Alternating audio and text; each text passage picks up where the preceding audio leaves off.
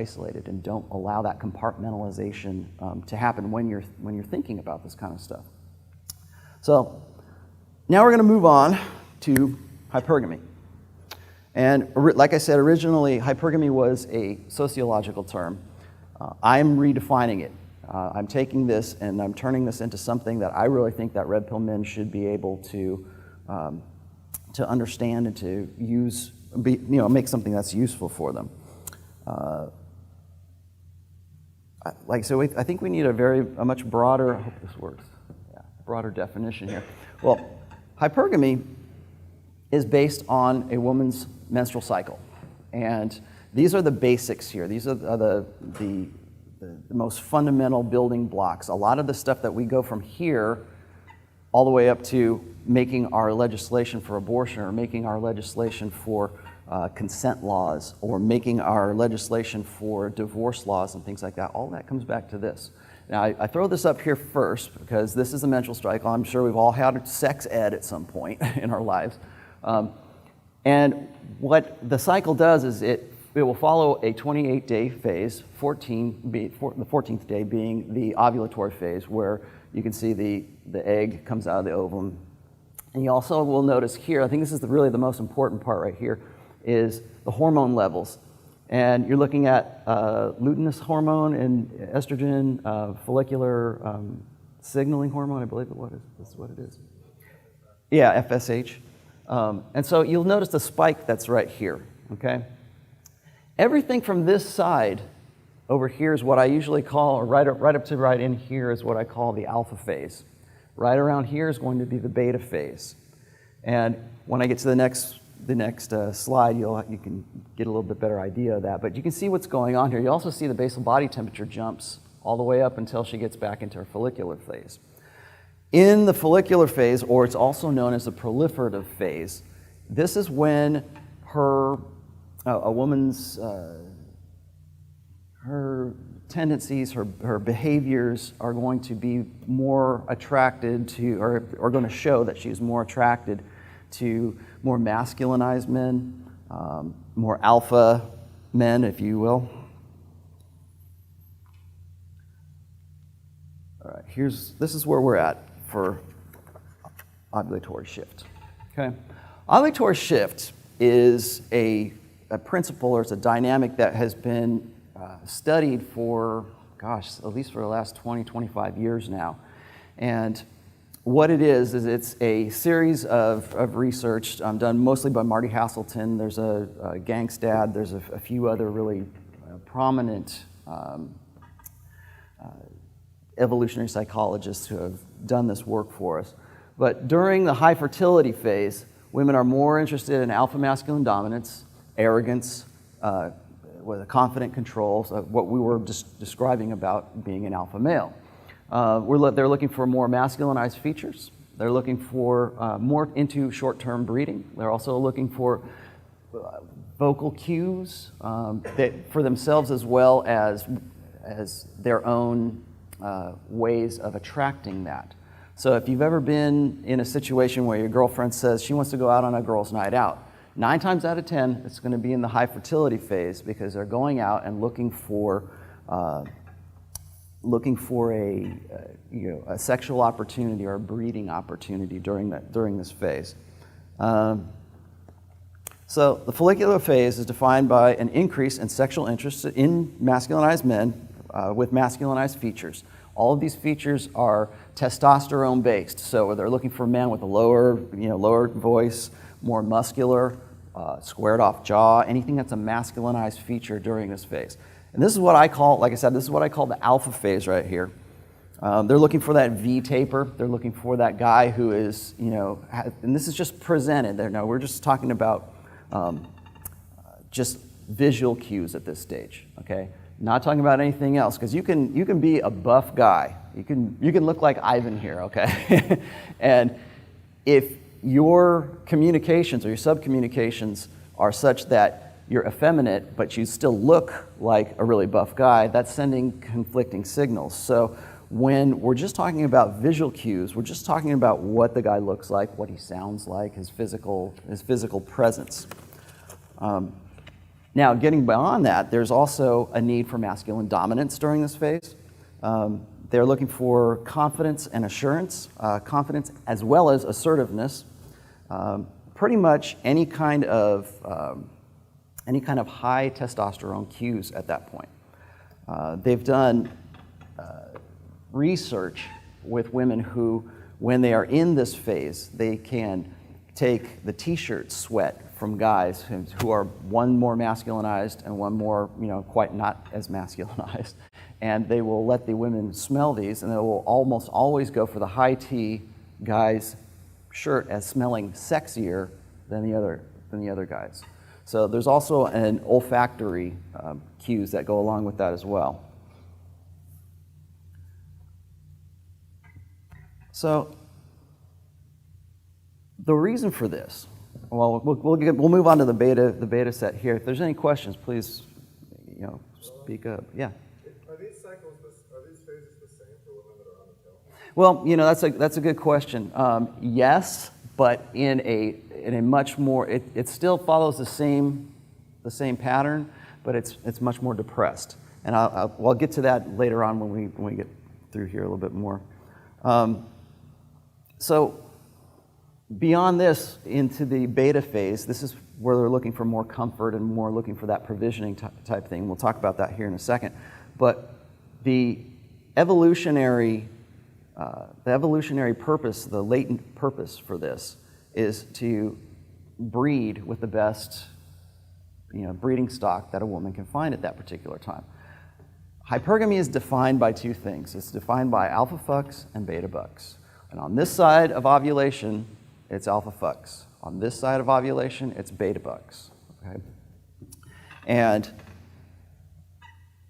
when we're talking about this side of things and high fertility, these are all features that would provide for the sexy sons theory. I'm not sure if anybody's familiar with the sexy sons theory, but it's wanting to have offspring that retain that kind of, these kind of survival level traits and attributes for their own children. That's because it gives them a higher, survivability in the wild. So we're looking at an evolved system right here that is within a woman's subconscious, and really, during this time here, people always, one of the most common questions I get from this is, how do I figure out when, whether a woman is in the follicular phase or she's in the luteal phase? I don't know any of this kind of stuff. And there are actually ways that men are already sensitive to this. Anybody familiar with what mate guarding is? Where it's like guys will do these behaviors and they'll try to be very possessive of their girlfriends. Like say right here, she says, I'm gonna go out with my friends and we're gonna go to do a GNO. And we really wanna have a girls' night out. We're just having fun. Don't worry about that guy. And so what does the guy do is he tries to say, no, bitch, you're not going anywhere. You're my girl and I'm keeping you around. The other behavioral stuff that happens during this is with women who are in a paired set, whether they're married or they've got a long-term boyfriend, if they are not satisfied with that guy at this particular stage, that's when they start nagging, and that's when they start, making the relationship terms very, very difficult for that guy, and to the point where it comes to a head, and she just says, "Fuck you, I'm out," slams the door, and goes off and does her own thing, and then 2 days later comes back in her luteal phase, and I'm sorry, I shouldn't. I didn't mean to. I don't know what came over me. Well, she probably really didn't know what came over you. However, there are cues and triggers that guys understand that their woman is in the ovulatory phase. And usually, for guys who are in a paired matching that is satisfactory to a woman, she will then become more sexually aroused by that guy that she is in that relationship with. I think Socrates was just saying that when you can track your woman's ovulatory phase, assuming you have a long-term steady girlfriend, once you do that and understanding when you need to up the alpha during this phase and bring things down a little bit in the beta sort of provisioning phase right here, that can help you out with understanding how you can if you get that down to a science and really internalize that, you can then use that to your advantage in a long-term relationship. But within that long-term relationship, if the woman is satisfied with that guy, it's during that time that well, first of all, she's more likely to conceive. And second of all, she's more likely to have a higher proceptivity to wanting to have sex with that guy. So there's also a downside to that as well, because if that woman is of a lower SMV than the guy that she's really, really, hot for in her paired couple, that's when she starts mate guarding you. She's the one who will say, I don't want you going out there. She'll get really, really super jealous. And most of the times when that happens, it's almost always right here, because she can tell other women. Women are sensitive to the cues and the subconscious cues to knowing when another woman is in her ovulatory phase. So during this phase, women will start dressing sexy. They'll start putting on, different clothes, and they feel sexy. They report feeling sexier during this particular phase. I'm going to move on a little bit here because this is good. I might come back to that. These are the behavioral functions that go along with this. So during the peak fertility phase, she might not know this. A lot of women don't really understand what it is that they're going through when they're doing this, but their voices will drop. Everybody ever hear the sexy voice, and the woman talks to you like this, and it says, yeah, I really want to get it on. That's when you start talking dirty and everything, but the voice intonations come down. That's when sexy voice sort of manifests itself during that phase. They also smell different too. There's also, similar to the t-shirt test, women when they're in their ovulatory phase, they did the similar t-shirt test for guys of which one smells sexier, the girl who's in the high fertility or the girl that's in the low fertility, and almost unanimously it's always in the high fertility. There are ways that guys perceive this stuff, and you don't even know that you're really doing it sometimes.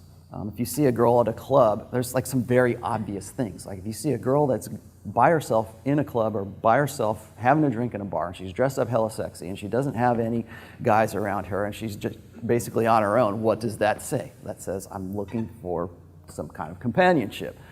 Well, that's easy. That's the extreme end of things. Then back that off by order of degrees as to the subtlety with which a woman will dress. During that particular time, if maybe it's your female boss. Your female boss, suddenly she's dressing a little bit differently for that particular week, and then the week afterwards, she's really super bitchy. So those are some signs that guys can use to pick up on that. Now there's cognitive signs and then there's subconscious signs. So you might see her behavior change a little bit differently during this time. It might be, well, why is she acting that way? Why is she, you might ask things. I have a post called Gut Check. And that's about the time when guys start, checking the phone to see if is she cheating on me. They might not have any reason to believe she would ever cheat on them, but that'll be the time where that jealousy kind of comes out. And I really feel like jealousy on the part of men is really an evolved mechanism to ensure paternity. And I'm about to get into that here in just a second here, but ornamentation, feeling sexy, flirtation. Flirtation increases as well during this particular time. Vocal cues, scents. The other thing I should also say is if you have a daughter, as I do, during the high fertility phase, there's research that indicates that daughters will avoid their fathers and they will avoid their brothers if they have them during this time, because again, anything that can get away from that can get in the way, I should say, be an obstacle to them becoming pregnant is something that even their hindbrains are really already making contingencies for. So as they get up to, feeling sexy, or maybe they're more flirtatious, maybe they've got a guy that they really want to get with, well, they can't do that if dad or brother's around. And so they'll tend to avoid those relationships until afterwards. So that's yet another manifestation of high fertility.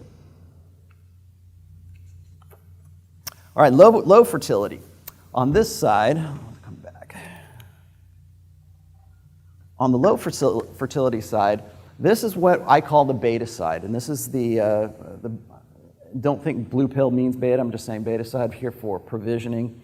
They're looking for comfort and rapport. They're looking for feminized facial features, something that makes them feel comfortable, something that makes them feel secure. For long-term provisioning, familiarity, security, parental investment. This is where women want to feel safe. And it kind of goes back to our hunter-gatherer beginnings where the men were there to be the protectors. And it's during this phase that they're more open to, like, say, talking to you as if you're an emotional tampon. Okay, I'm sure anybody familiar with the emotional tampon effect, that's where you've got a woman who is, goes out and has sex with a hot alpha here, and yet comes back over here and regrets it and wonders why he's not calling her back. And this is where all the beta orbiters live. Okay, these are the guys who are saying, "Oh, it's okay, babe. Don't worry. I'm there for you. I would be your perfect boyfriend." And it's during this phase that she's going to complain and bitch and cry about the guy that she had sex with a week ago over here. And this is where a lot of more beta blue pill guys kind of lose it, because they think that during this is where they got it. They think that this is where their strength lies. I'll tell you right now, that is not where your strength lies. But because they are more prone to what a beta provider is, putting out right here, they think that they're getting in there. They think that they are identifying more with the feminine during this side, so that they're going to have a better chance. They're hoping that all of the equity and all of the investment that they put into the beta provisioning side of that is going to pay off when they come back over here. But I'll tell you right now, the guy she's crying for here is not the guy that she wants to fuck over here. So again, they're looking for, this is really what I also call the nesting side of things. This is when women become pregnant. This is when we have those feelings of wanting that safety, wanting to have that nesting kind of, people have probably heard the nesting instinct whenever a woman becomes pregnant. A lot of the same hormones that are involved in that are the ones that you're going to see, fluctuating through this one right here. Again, hormone levels drop, testosterone declines. A lot of guys simply think, and I know you guys have heard this before, guys want to say that women are more sexual than men.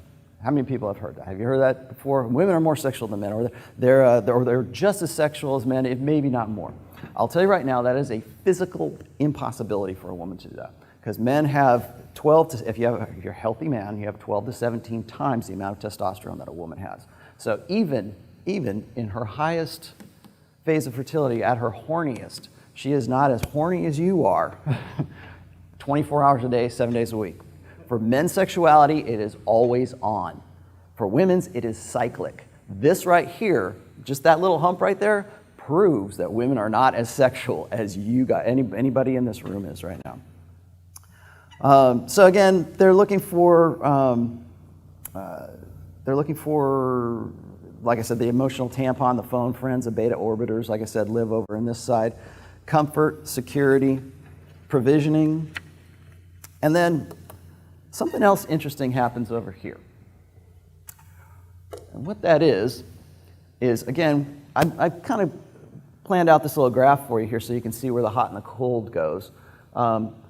There's this side right here in the animal kingdom, and even they're trying to make some real,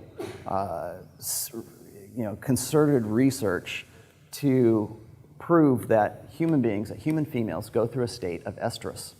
And I don't know if you guys understand what estrus is, but most mammals go into heat, like a dog goes into heat. It's a part of human biology and primate biology that we have what's called a concealed estrus, or concealed fertility. And usually that's so that the primate or the human or the human female can use that concealment to be better provided for, has an increased survival chance for that. But during this, I've got right here is peak fertility, I would say is right around 12 to 13, 14 being the day of actual ovulation. So this is like I said, the alpha phase right here is in estrus. Beta phases are here. So from this side, what are the functions, or why? What is it that makes these particular phases useful to a woman? We already know what this does. We know that we're increasing a chance of fertility during ovulation during this part. But on these sides over here, the research shows that on the side of the beta and the low fertility, a lot of this side functions to confuse paternity. And the reason I say that is because in the animal kingdom, we'll go back to the animal kingdom, but in the primate kingdom, it is we have a transactional kind of sex and we have a validational kind of sex, okay? There's a kind where it's like it's a reciprocal. If I do this for you, you give me that.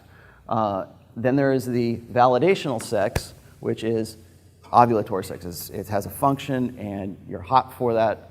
She's hot for you and she wants to have a baby, okay? So it's just like Socrates was saying a little while ago, it's all comes down to creating a family and putting two people together and making things happen. Now, for men's sexual imperative, men's sexual strategy is a lot different than women's sexual strategy, obviously, as you can see here. But the one thing that, up until we had DNA testing, the one thing that men could not ever really 100% determine all the time is paternity. And in like bonobo colonies, in gorilla colonies, and primate colonies, usually this is the side, or this is the time when that transactional sex happens, when it is about the beta male bringing food and grooming and picking nits off the female to have breeding rights to her, have sexual rights to her.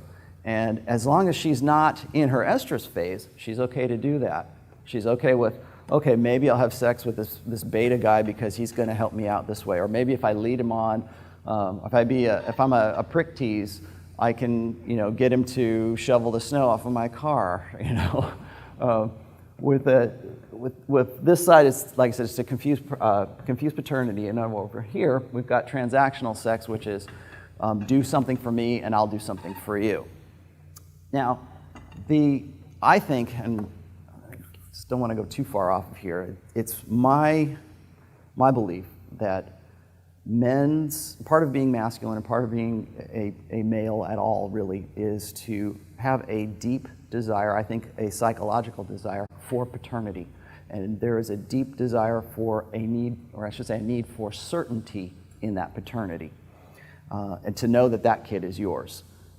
It happens in high order mammals all the time where if a alpha male comes in and the previous alpha male was killed or run off or whatever, that incoming alpha male will go and kill the offspring of the preceding alpha male.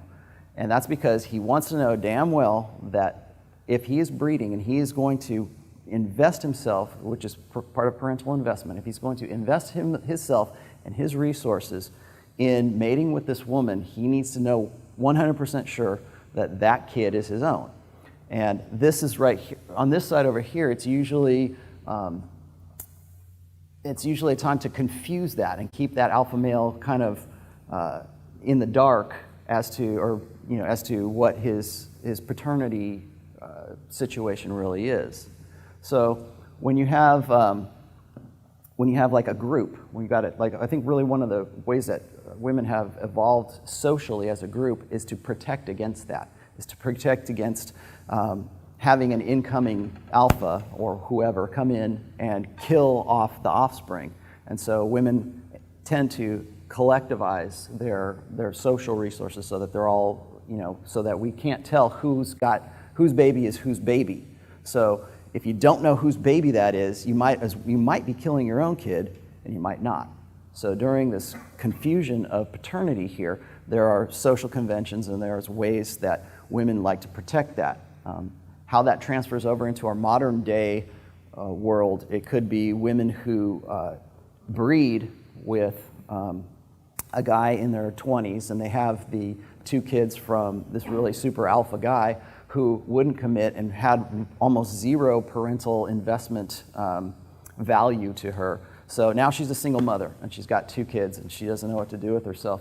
And she's over here into the beta phase, and she still wants to have the security and the provisional side in the long term. She still wants to have that going on, but she needs to, in some way, make that incoming guy, the new guy who's coming in there to provide for her, make him believe that it doesn't matter whose kids it is, because if you're a guy who is dating a single mother and you want to adopt the kids and you want to take one for the team, you're basically signing up for your own cuckoldry.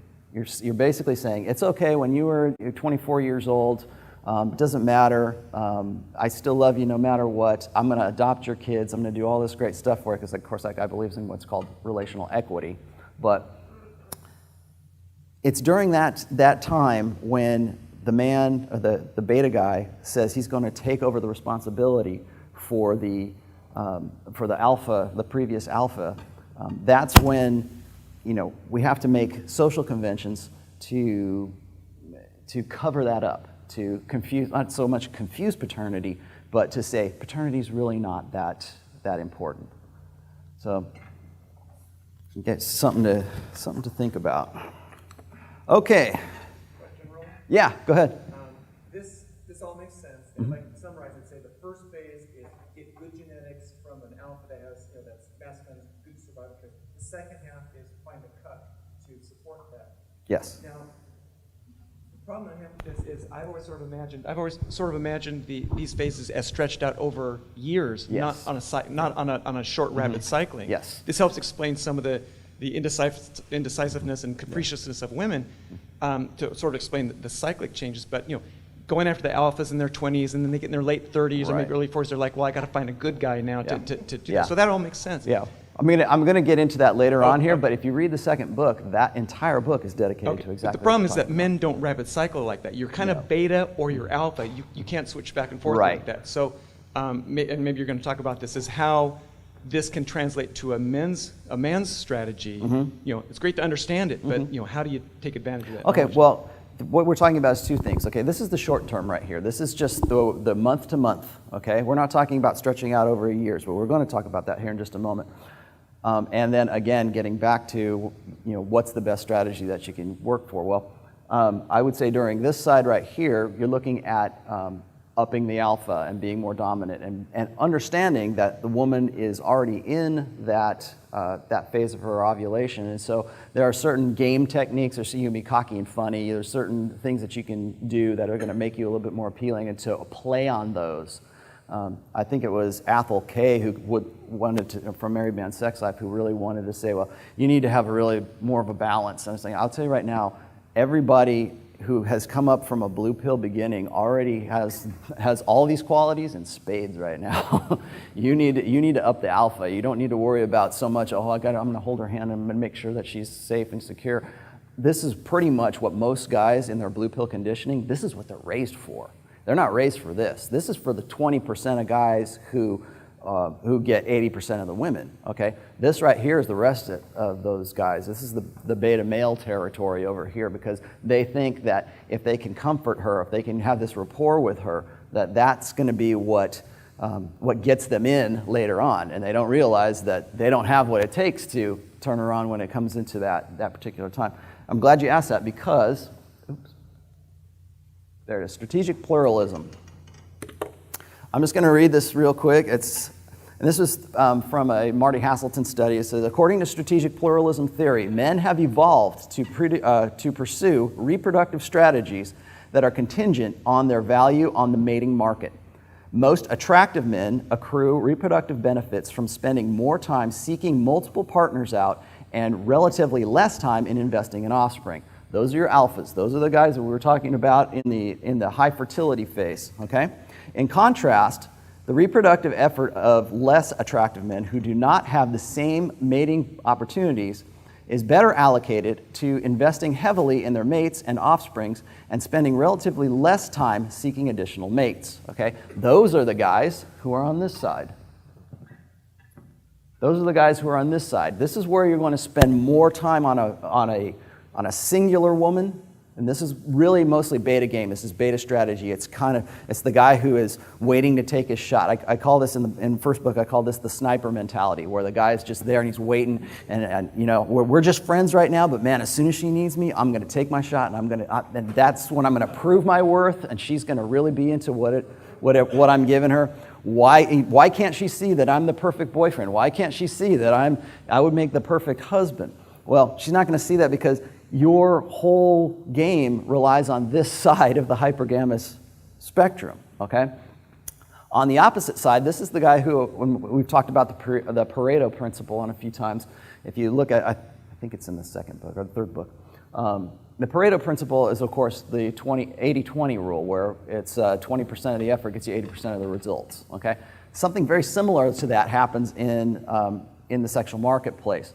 20% is being generous. 20% of guys are that alpha guy who women want to get with during that high fertility phase. The rest over here are those 80% that are still playing the beta game, and they're still trying to put all of their resources into getting the girl, and putting all of their resources into, applying themselves and investing themselves into one girl. These are the guys over on the 20%. These are the guys who are spreading the seed. This is the male imperative, unlimited access to unlimited sexuality. And that is in pretty much every guy in this room. And if you doubt me on that, just go and look at how popular pornography is, because pornography does exactly this. It appeals to unlimited access to unlimited sexuality. And that's why we have free online porn right now, but you got to go, pay money to watch a movie, to watch a hit movie. But you don't have to for pornography. It's right there, and it's because that's what it's playing on to. It's playing on to that, again, that 80-20 rule. So you got the guys over here who are able to live that and to spread the seed and to have sex with multiple women. And over here, you've got the guys who are going to focus on one or very few women. So that is strategic pluralism. There. I'll read you the rest of that because it's very important to understand alpha fucks and beta bucks from this. From a woman's perspective, the ideal is to attract a partner who confers both long-term investment benefits and genetic benefits. Not all women, however, will be able to attract long-term investing mates who also display heritable fitness cues. Consequently, women face trade-offs in choosing mates because they may be forced to choose between males displaying fitness indicators, on that side, and those who will assist in offspring care and be good long-term mates. Dads before cads, or cads before dads. The most straightforward prediction follows that women seeking short-term mates will seek short-term mates when the man's only contribution is genetic offspring. They should prefer muscularity more than women seeking long-term mates. So what they're saying is that, again, we get back to the alpha fucks and the beta bucks. And that is pretty much what defines women's sexual strategy. They're trying to make a balance. They're trying to make a balance from the guy that she really wants to have sex with and the guy that she really wants to have babies with and have a family going. And I think that a lot of prominent, I don't want to say purple pill, but prominent speakers on this kind of thing fail to account for the alpha fuck side of things. They tend to think, I think it was Jordan Peterson, recently, was talking about how hypergamy affects male dominance hierarchies, and I'll get onto that here in just a moment. But just to lead up to that, Jordan Peterson and a lot of guys, especially who are family-oriented guys, who I would say lean a little bit more on the beta and the blue pill side of things, they still want to pedestalize a womankind. They still want to say she's infallible and she's beautiful and she's divine and she's just, I'm this lowly worm and she's just one step closer to God. And they want to still keep womankind pedestalized. So they tend to ignore all this stuff on this side, okay? And so they only want to focus their game and their social outlook and their life outlook, or whatever they're going to do to create a family. This is all that's important to them, and they just kind of conveniently push this away. And these are the guys who, when they get to be 29 years old, and women are suddenly starting to pay attention to them, that they think that their ship has come in and their patience has paid off, and they're really, they're really ready to go and finally build a family. And all these girls who wouldn't have anything to do with them, like in the long term, when we're talking them in their party years, now suddenly that woman is necessitous and she needs to lock this guy down. Well, who's the best guy to do that with? The guy who's been preparing his whole damn life for this. And so those are the guys who get really self-righteous and they go and say, you know what, I finally, everything that I was doing as a beta guy and identifying, it's suddenly paying off now. And, nice guys finish last, but hey, I finished. And so they build up this side and then conveniently forget this. And it's usually at that point what happens is the epiphany phase. And I'm sure people are probably, anybody aware of the epiphany phase that I took? It's the time between 29 and 32 years old for women when they're cashing out of the sexual marketplace. And on my own belief, I really still think that's pretty late, because I think that from a fertility standpoint, women need to have babies way before that. But they realize that if I don't lock somebody down, I'm not going to have anybody at all. And so what do we see in society right now? We see women saying, oh, I can't find any good guys, and they're 36 years old, and they're well past the wall. They're well past any time of their lives where they wouldn't have any complications with a pregnancy, and they're freezing their eggs. And they're believing that at some point they're going to be able to come back in and restart their lives once they found Mr. Right. Well, all of that stuff comes from her, well, first of all, a false belief that she's going to have that, but that her attractiveness is evergreen. And so when she hits 29 years old, she realizes she can't compete with the girls who were 24, so she's got to cash out of that. Now, the guy who's waiting for her at the end of that, like I said, he's feeling lucky, but what he does is he ignores this stuff. And it's very important that if you're going to accept hypergamy, it's not just, the most important part is not just the provisioning side. This side, the alpha fuck side, is just as important, if not more important, than the beta side of things. And if you don't believe me, what we have here is Tinder's attractiveness scale. I don't know if anybody has seen this yet, but what we're looking at right now is this right here is the physical preferences for the top men, and you'll also see that this is identical to the 80-20 graph that we were just talking about. And we see male advantage and we see female advantage in Tinder. And this is based just solely on women choosing the best guy, the best looking dude that they can find on Tinder. So you are at a decisive disadvantage if you are on Tinder right now and you don't have a six-pack abs and you don't look good, because we're not talking about game. There is no game on Tinder. There's only you showing off your physical side. But this makes a very good measurement tool for understanding women's alpha side sexuality.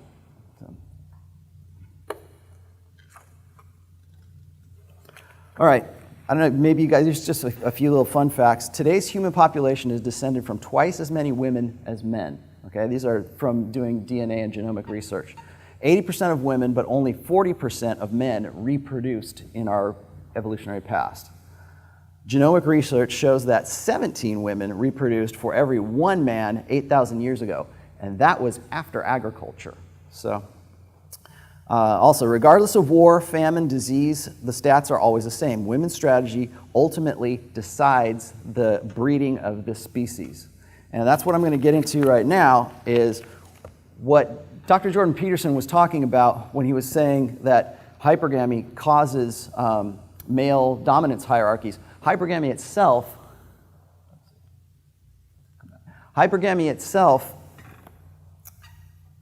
is responsible for so much more than we really want to let on. Women like to complain about the patriarchy. They say, oh, well, we want to smash the patriarchy, we want to destroy it. The reason that the patriarchy exists at all is because of hypergamy. Because what you've got is when you've got women who are selectively picking the top 20% to breed with, those men are going to create dominance hierarchies to be the one who gets to be the one who's breeding. So there's a lot that goes on from just the base, fundamental biological parts of hypergamy. that move into our social strata. And like I was saying before, we have our divorce laws, our abortion laws. Abortion's a great one. And I've said this before, if you ever follow my Twitter feed, is abortion is the last word in hypergamy, because nothing says he's not the one like being able to legally end his child's life in utero. Okay, why is there such an outcry when we take that away? If we say we're going to make abortion illegal, why is there such an outcry for that? Why is there such a we need to have our bodies ourselves, and that's a good social narrative right there. Women will do everything in their power to control hypergamy.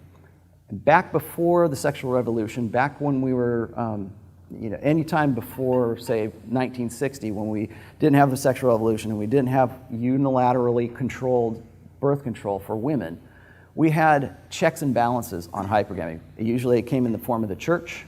It might come in like social controls. It might be just shame. It was shameful to have a child out of wedlock back in just as early as the 50s. They had to go and take, your poor daughter, she got knocked up. We're going to have to take her secretly off somewhere so she can have the baby, and because it was just a disgrace on the family.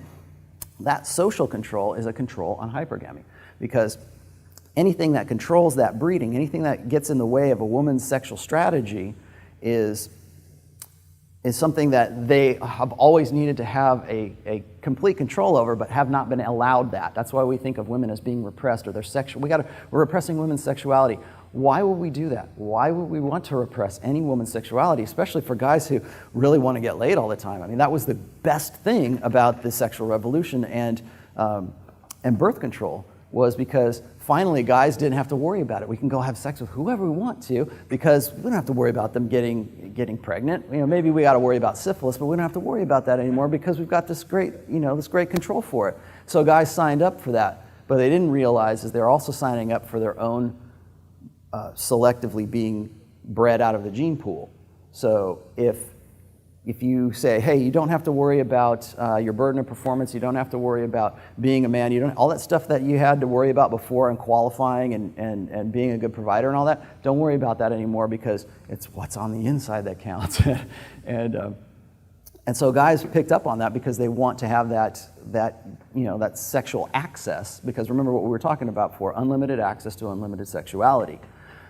In today's society, when we've got hypergamy is really defining the conversation between all kinds of things that we want to do. If we go and we say, just say we had Viagra, and then we had, just recently, we had the Viagra for women, and women wouldn't take it. And why wouldn't they want to take something that makes them hot for their husband or whatever at a certain time? Because it bypasses all of that stuff. It goes all, beyond, taking that sexual control away from them. So if I can just give you a pill like Spanish fly, remember Spanish fly? Yeah, I'm going to give you Spanish fly and you're going to get horny, we're going to go have sex, right?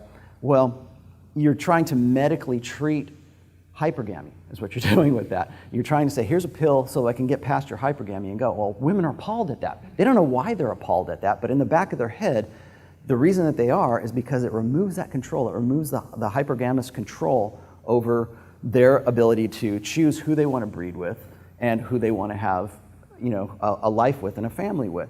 So you've got the guy that she wants to have sex with, and you've got the guy that she wants to live with.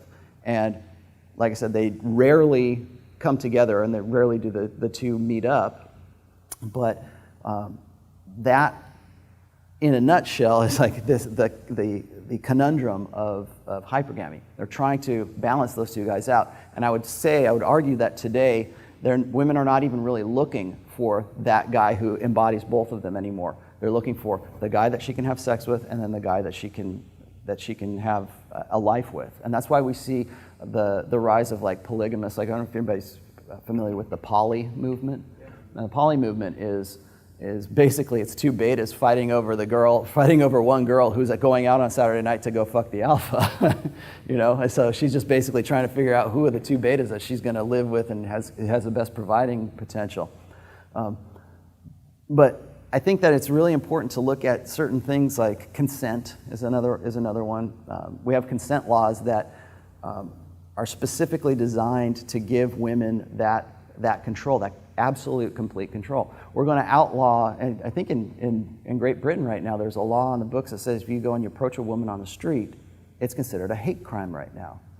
Okay, well, why? Why would that be? I can't imagine that. Well, it's because women want that hypergamous control. They don't want that guy coming on to her to, to say, hey, babe, let's go on a date. Let's go, these guys doing day game. They don't want to have to deal with that if that's not what they want. Again, it comes back to who do they, it's a complete legal control over who they want to breed with and who they want to live with. The same can be said for divorce laws. We're still standardizing on divorce laws that are still based on the old set of books or the old social contract, and we're expecting men to be these perfect providers, and no matter what.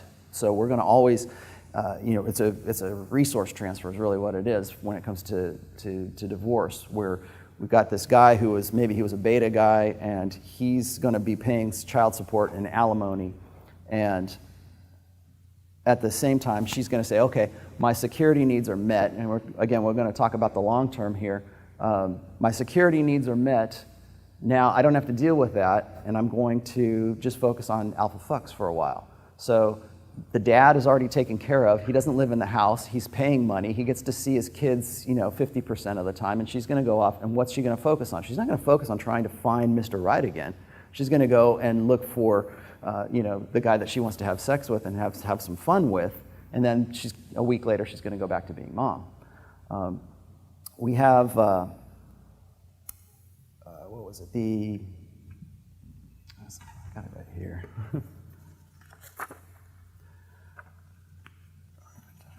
Tendencies.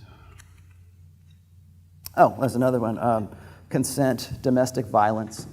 We talked about the female Viagra there, but even domestic violence laws, we're looking at removing a man from that situation, removing the guy completely out. We'd never even think of putting the blame onto a woman.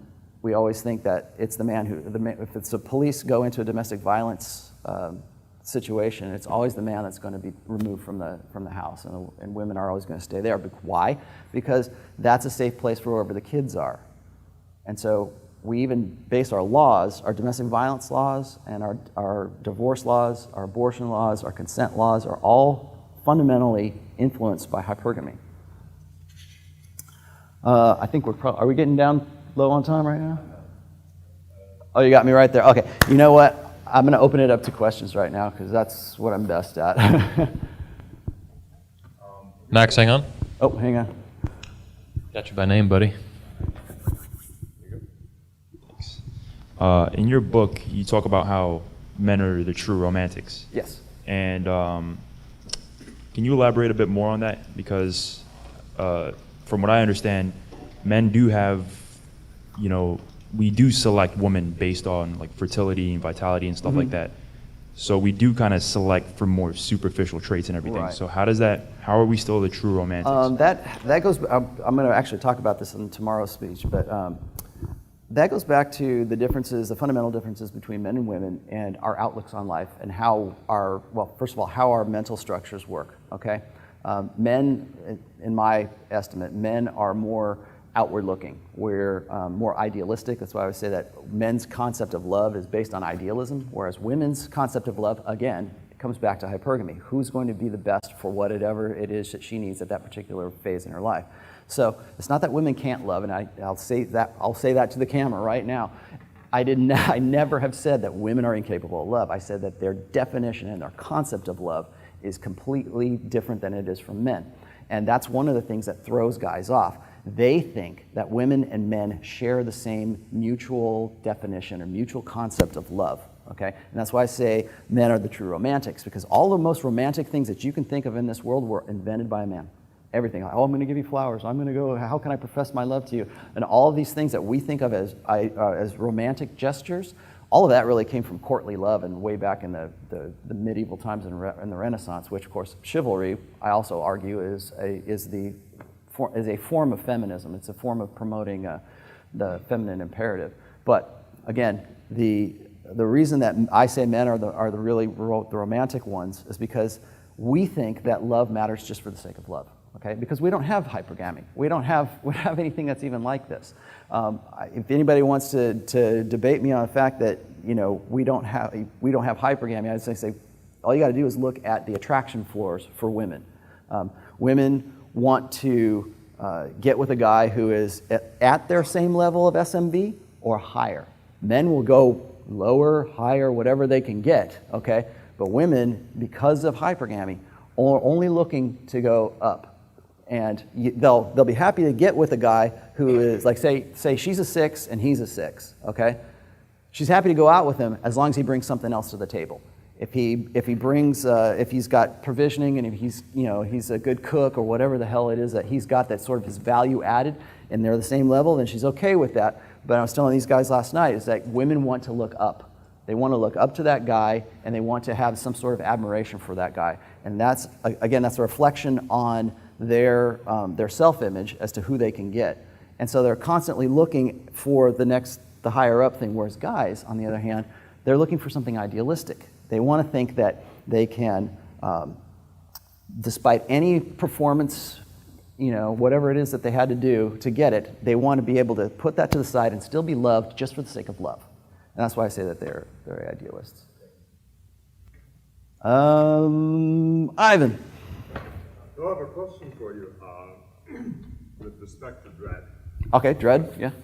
And not from a standpoint of a tactic or strategy of men, but the role that dread plays within women's sexual strategy. Because it's inherent, my assumption is that it's evolved to benefit them. So how does that benefit them? How does that evolve as a beneficial trait? And number one. Number two, do you see that correlating to that estrous cycle? Yes, I think that when it comes from an overall effect, hypergamy cannot afford to miss an opportunity to be optimized. So, and that's another, the final word on this whole thing is I don't want anybody in here to think that hypergamy is some insurmountable mountain that they can't get over. There's many different ways to actually put this to your best advantage and to actually make hypergamy work for you. When it comes to dread is the fear, when you're single, the dread for women, or what I call competition anxiety, is that they're going to miss that opportunity. They're going to miss the opportunity to have sex with a hot alpha and lock him down.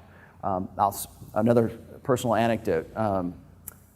In my rock star 20s, I would get with, I used to have a regular girlfriend, but she wasn't my girlfriend at the time, but I had just met up with this girl, and she was on the rag.